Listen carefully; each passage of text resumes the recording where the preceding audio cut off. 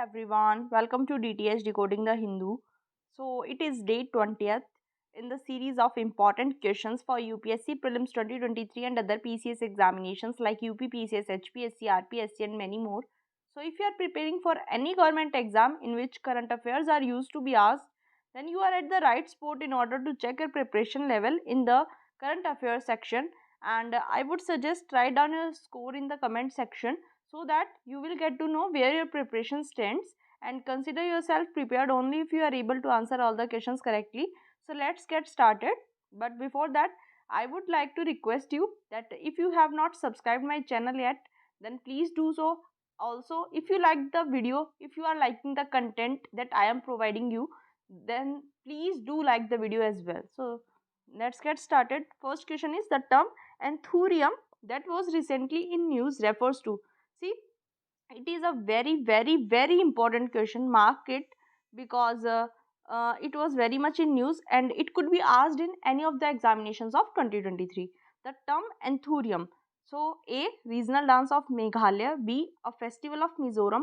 C, a rare metal recently found by NASA. D, a chemical substance used in plastic. So by the name anthurium, it seems like it is a metal, so we might think about option C, that it could be a rare metal that is recently found by NASA, but that is wrong. The correct answer is B, a festival of Mizoram. Anthurium is a festival of Mizoram. So let us discuss something more about Anthurium, where this festival originated.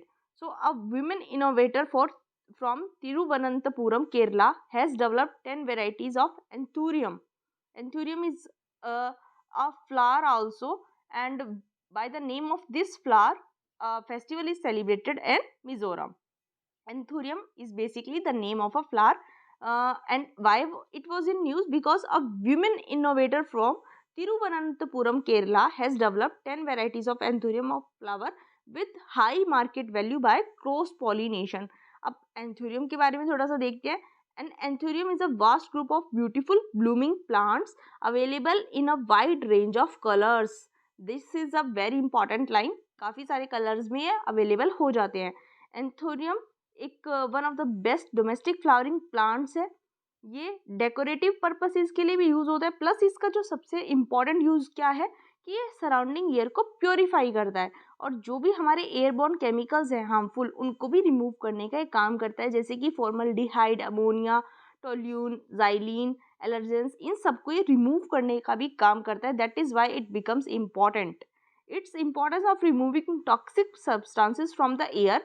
NASA ने इसी वजह से इसको list of air purifier plants में include किया है.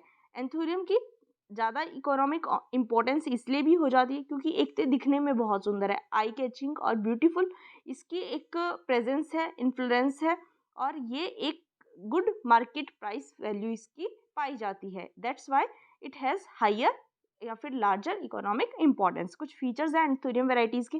ये large beautiful flowers होते हैं, डिफरेंट कलर्स के होते हैं, लॉन्ग स्टॉक्स इसमें देखी जाती है, ज़्यादा बेटर शेल्फ लाइफ इनकी होती है, और इनकी मार्केट वैल्यू भी अच्छी मिल जाती है.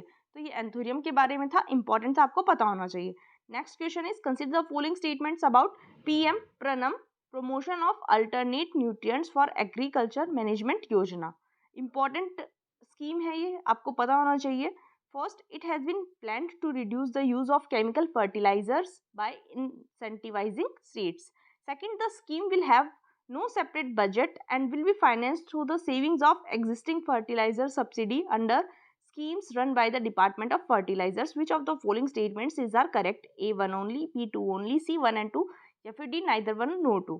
See, PM Pranam, promotion of alternate nutrients for agriculture management. तो यहाँ ये माना जा सकता है कि अगर आप अल्टरनेट न्यूट्रिएंट्स का प्रमोट कर रहे हैं तो आप केमिकल फर्टिलाइजर्स के यूज़ को रिड्यूस करने की बात कर रहे होंगे. तो बेसिकली एक कॉमन सेंस से हम मान सकते हैं कि फर्स्ट स्टेटमेंट सही होगा इस केस में.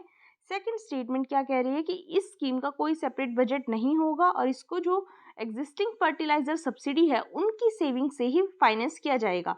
सी, देखने में तो ये एक्सट्रीम स्टेटमेंट लग रही है, बट इन दिस केस ये स्टेटमेंट बिल्कुल सही है. तो the answer would be C 1 and 2.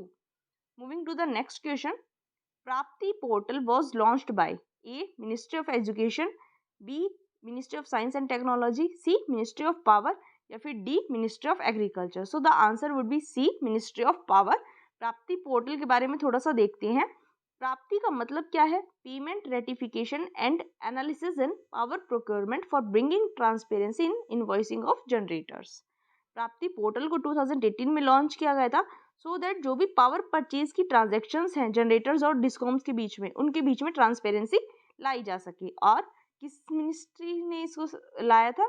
वो थी ministry of power. That was all about प्राप्ति पोर्टल। इंपॉर्टेंट है, तीनों क्वेश्चंस काफी इंपॉर्टेंट है 2023 के लिए, आपको पता होना चाहिए। That was all for today. अगर आपको ये इनिशिएटिव अच्छा लग रहा है, हेल्पफुल लग रहा है, तो प्लीज सपोर्ट दिखाइए, वीडियो को लाइक कीजिए एंड चैनल को सब्सक्राइब नहीं किया तो चैनल को सब्सक्राइब कर लीजिए। Also share it with your friends is well. Thank you so much for watching.